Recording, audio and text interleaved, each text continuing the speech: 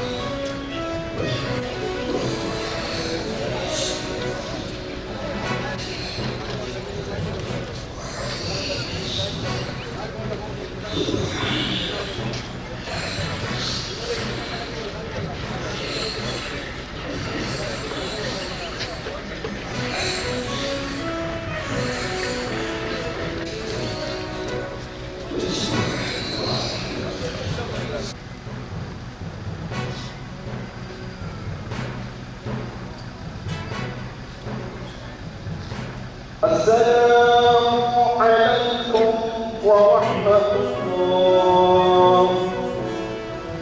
السلام عليكم ورحمة الله. ತೀರ್ಮಾನ ರೈತ ಸಂಘದಿಂದ ತೀರ್ಮಾನ ತಗೊಂಡು, ಯಾಕಂದ್ರೆ ಇವತ್ತು ಬಾಗಲಕೋಟೆ ಒಳಗೆ ಇವತ್ತು ಆನಂದ್ ಜಗತ್ ಅಂತೇಳಿ ಜಿಲ್ಲಾ ಅಧ್ಯಕ್ಷರು ಇವತ್ತು ಅವ್ರನ್ನ ಈ ಬಾಗಲಕೋಟೆ ಜಿಲ್ಲೆ ಒಳಗ ಇವತ್ತು ಅವ್ರನ್ನ MLA ನಿಲ್ಲಿಸ್ಬೇಕಂತೇಳಿ ಇವತ್ತು ತೀರ್ಮಾನ ತಗೊಂಡ ಕೆಲಸ ನಮ್ಮ ರೈತ ಸಂಘದಿಂದ ಇವತ್ತು ಹೇಳ್ತಾರ. ಅವ್ರು ಏನ್ ಹೇಳ್ತಾರ ಅಂದ್ರೆ, ರಾಜಕೀಯ ಪಕ್ಷದವ್ರು ನಾವು ಸಿಕ್ಕಾಪಟ್ಟಿ ರೊಕ್ಕ ಖರ್ಚು ಮಾಡ್ತೀವಿ, ನಾವು ಆರಿಸಿ ಬರ್ತೀವಿ ಅನ್ನುವಂತ ಹಂಗಂತೇವ್. ಆದ್ರೆ ನಮ್ದು ಹಂಗಿಲ್ಲ. ನಮ್ಮಲ್ಲಿ ಹೆಂಗೈತೆ ಅಂದ್ರೆ, ಒಂದು ಊಟ, ಒಂದು ನೋಟ, ಒಂದು ರೊಟ್ಟಿ, ನಾವು ಜೋಳಿಗೆ ಹಾಕ್ತಿವಿ. ಜೋಳಿಗೆ ಹಾಕಿ ಪ್ರತಿ ಮನಿಗೆ ಅಡ್ಡಾಡ್ತೀವಿ. ಅವ್ರ ಮನಿಗೆ ಹೋದಾಗ ಆ ಜೋಳಿಗೆ ಒಳಗೆ ಕೇಳ್ತೀವಿ, ಪ್ರಾಮಾಣಿಕ ನೀವು ರೈತರಿದ್ರಿ ಅಂದ್ರೆ 80 ಭಾಗ ರೈತರದ್ರ, 14 ಭಾಗ ಕೈಗಾರಿಕೆ ಉದ್ಯಮ ಅದಾರ, 6% ನೌಕರಸ್ತಾರ. ಇದ್ರೊಳಗೆ 80 ಭಾಗ ರೈತರಿದ್ದಾಗ ನಾವೆಲ್ಲ ರೈತರು ಇವತ್ತು ಒಗ್ಗಟ್ಟಾಗೂ ಕಾಲ ಬಂದೈತಿ. ಯಾಕಂದ್ರೆ ಈ ಸರ್ಕಾರ ನಮ್ಮನ್ನ ಏನಾದ್ರು ನೋಡ್ಕೊಂಡಿದ್ದು ಅಂದ್ರೆ ಈ ಪರಿಸ್ಥಿತಿ ನಾವು ಬರ್ತಿರ್ಕಿಲ್ಲ, ನಾವು ಚುನಾವಣೆ ನಿಲ್ಲಂತ ಪರಿಸ್ಥಿತಿ ಇದ್ದಿರ್ಕಿಲ್ಲ. ಇವತ್ತು ಆ ಜೋಳಿಗೆ ಹಾಕೊಂಡ ಪ್ರತಿಯೊಂದು ಮನೆಗೆ ನಾವು ಆದಾಗ ಅವ್ರ ಕಡೆ ಕೇಳ್ತೀವಿ, ಮೊದಲ ಒಂದು ರೊಟ್ಟಿ ಹಾಕತ್ತೀವಿ, ಒಂದು ಊಟ, ಒಂದು ನೋಟ, ಒಂದು ರೊಟ್ಟಿ. ಅವ್ರ ಕಡೆಯಿಂದ ಭಿಕ್ಷಾ ಕೇಳ್ಕೊಂಡು ಪ್ರತಿಯೊಂದು ಊರಾಗ ಒಂದು ಜೋಡಿ ಹಾಕೊಂಡು ಅಡ್ಡಾಡಿ ಅವು ಎಷ್ಟು ಕಲೆಕ್ಟ್ ಆಕಾವ ಅನ್ನೋದು ಊರ್ವರ್ಗ ಗುಡಿಗೆ ಹೋಗ್ತೀವಿ. ಆ ಗುಡಿ ಒಳಗೆ ಹೋಗಿ ಅಲ್ಲಿ ರೊಟ್ಟಿ ಅನಿಸ್ತೀವಿ. ಆ ರೊಟ್ಟಿ ಎಷ್ಟಾಗಿರ್ತಾವ ಅನ್ನೋದು ಲೆಕ್ಕ ಸಿಗ್ತದೆ. ಒಂದ್ ಊರಿಗೆ ಒಂದು 500, 200, 300 ಸಿಗ್ತಾವ. ಆ ರೊಟ್ಟಿ ತಗೊಂಡು ಹೋಗಿ ಆ ಊರ್ ಗುಡಿ ಎತ್ತಲ್ಲಿ ಏನಿರ್ತತಿ ಅಲ್ಲೇ ಸುಣ್ಕ ಮಾಡ್ಕೊಂಡು ಅದರ ರೊಟ್ಟಿ ತಿಂದ ಆ ಒಂದೊಂದು ನೋಟ್ ಏನ್ ಹಾಕಿರ್ತಾರೋ ಆ ನೋಟ್ ತಗೊಂಡು ಅದನ್ನ ಡಿಜೆಲ್ ಹಾಕೊಂಡು ಮತ್ತೆ ಮುಂದಿನ ಊರ್ ಪ್ರಚಾರ ಕೊಡ್ತೀವಿ. ನಮ್ದು ಪ್ರಾಮಾಣಿಕದಿಂದ ಈ ಸದ ಇಲೆಕ್ಷನ್ ಮಾಡಕತ್ತದ. ಇದ್ರೊಳಗ ರೊಕ್ಕ ಸೇರೆವ ಹೆಂಡ ಹಂಚುವಂತದಿಲ್ಲ.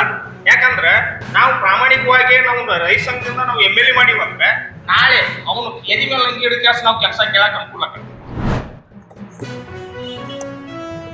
ನಮಸ್ಕಾರ. ಸಮಸ್ತ ಬಾಗಲಕೋಟೆಯ ತಾಲೂಕಿನ ಹಾಗೂ ಜಿಲ್ಲೆಯ ಮಹಾಜನತೆಗೆ ಯುಗಾದಿ ಹಾಗೂ ರಂಜಾನ್ ಹಬ್ಬದ ಹಾರ್ದಿಕ ಶುಭಾಶಯಗಳು. ಜೊತೆಗೆ ಬಾಗಲಕೋಟೆಯಲ್ಲಿ ಬಂದಿರತಕ್ಕಂಥ ಉಪಚುನಾವಣೆ ಕುರಿತು ನಾನು ಕಾಂಗ್ರೆಸ್ ಪಕ್ಷದ ಅಭ್ಯರ್ಥಿಯಾಗಿ ನನಗೆ ಟಿಕೆಟನ್ನು ನೀಡಬೇಕಂತ ಹೇಳಿ ಸನ್ಮಾನ್ಯ ಜಿಲ್ಲಾಧ್ಯಕ್ಷ ನಂಜೇಮಠ ಸಾಹೇಬರಿಗೆ ಹಾಗೂ AICC ಕಾರ್ಯದರ್ಶಿ ಗೋಪಿನಾಥ್ ಪಳನಿಯಪ್ಪನವರಿಗೆ ಮನವಿ ಪತ್ರ ಸಲ್ಲಿಸಿದ್ದೇನೆ.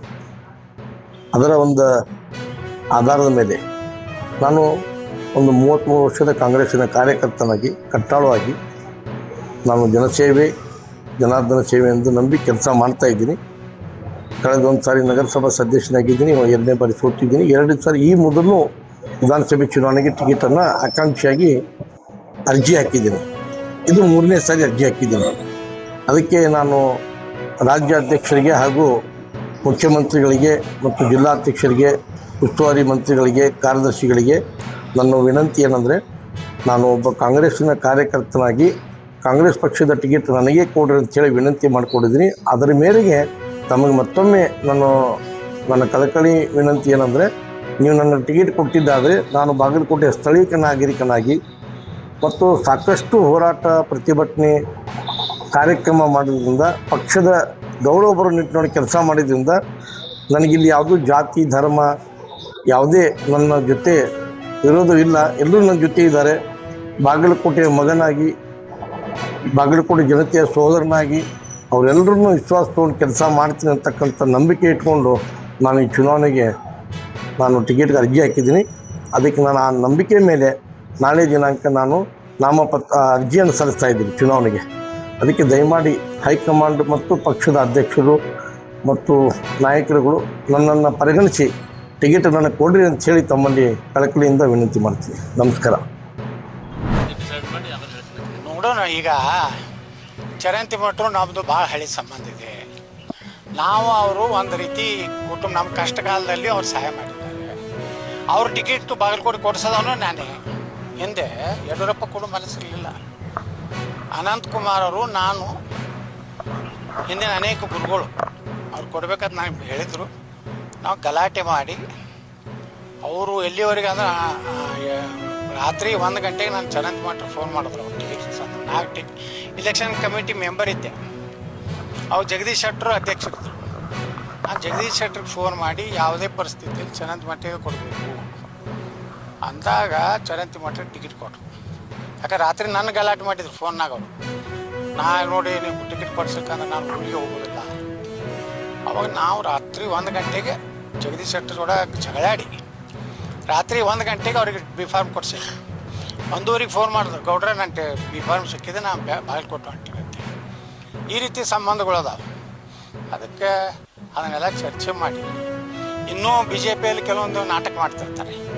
ಯತ್ನಾಳ್ ಎದಕ್ಕೆ ಬೇಕು ನಮಗೆ, ಯತ್ನಾಳ್ ಬರೋದು ಅದಕ್ಕೆ ಅಂದರೆ ಈ ವಿಜಯೇಂದ್ರನೇ ಕೆಲವೊಂದು ನಕಲಿ ಫೇಸ್ಬುಕ್ನಲ್ಲಿ ಕೆಲವೊಂದು ಅಕೌಂಟ್ ಮಾಡ್ಯಾರ. ಹಲ್ಕ ಕೆಲಸ ಚಾಲೂ ಮಾಡಿಬಿಟ್ಟ. ಅವನು ತಿಂಗಳ 50 ಲಕ್ಷ ರೂಪಾಯಿ ಸಾಮಾಜಿಕ ಜಾಲತಾಣದಲ್ಲಿ ನಕಲಿ ಅಕೌಂಟ್ಗಳನ್ನ ತಯಾರು ಮಾಡಿ ಯತ್ನಾಳ್ ಬಯಸೋದು, BL ಸಂತೋಷಿಗೆ ಬಯಸೋದು, ಪ್ರಹ್ಲಾದ್ ಜೋಶಿಗೆ ಬಯಸೋದು. ಈ ದಂಧ ಮಾಡ್ಲಕತ್ತ. ಅವ ಯಾರೋ 4 ಲೋಫರ್ ಅದಾರ BJP ಕಾರ್ಯಾಲಯದಾಗ. ಈ ರೀತಿ ಏನು ಅವ ದಂಧ ಮಾಡ್ಲಕತ್ತಾನ ವಿಜಯೇಂದ್ರ. ನೀವು ಏನತ್ತಿರಲ್ಲ ತಾಯಿಗೆ ದ್ರೋಹದಿಗೆ ಏನೋ ಹೊಡಿತಿರಲಿ, ನಿಮ್ಮ ಅಪ್ಪನ ಹೊಡಿತಿತ್ತ. ಈಗ ನೀನು ನಿಮ್ಮ ಅಪ್ಪನ ಸ್ಟೈಲೇ ಕನ್ನಡಿ ಮುಂದೆ ನಿಂತು ನೀ ಭಾಷಣ ಕಲ್ತಿ.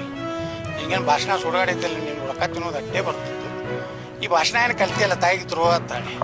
ನಾಳೆ ಬಾಗಲಕೋಟೆದಾಗ ದಾವಣಗೆರೆಗೆ ಮಾಡಿದಿ ಸರಿ, ಇಲ್ಕಂದ್ರೆ ಶಾಮನೂರು ಜೋಡನೆ ನೀನು ಹೋಗ್ಬೇಕಾಗ್ತದೆ.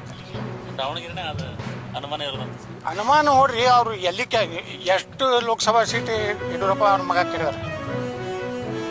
ಎಲ್ಲಿ ಚಾಮರಾಜನಗರ ಹಿಡಿದು ನಿಮ್ಗೆ ಉದಾಹರಣೆ ಹೇಳ್ತೀನಿ. ಚಾಮರಾಜನಗರನಾಗ ಡೀಲಿಂಗ್ ತಾವೆಲ್ಲ ಇಲ್ಲಿವರೆಗೆ ಸುದ್ದಿಗಳನ್ನು ನೋಡಿದಿರಿ, ಜೊತೆಗೆ ವಿಶೇಷ ಘಟನೆಗಳನ್ನು ಸಹ ನೋಡಿದಿರಿ. ಅದು ನಿಮ್ಗೇನು ಅನ್ನಿಸ್ತು? ನಿಮಗೆ ಲೈಕ್ ಮಾಡಿರಿ, ಶೇರ್ ಮಾಡಿರಿ, ಕಾಮೆಂಟ್ ಮಾಡಿರಿ, ಜೊತೆಗೆ ಸಬ್ಸ್ಕ್ರೈಬ್ ನಿಲ್ಲಿಸ್ಬೇಡ್ರಿ. H16 ನ್ಯೂಸ್ ಅರ್ಥಾತ್ ಸತ್ಯದ ಕೈಗನ್ನಡಿ ವಂದನೆಗಳು.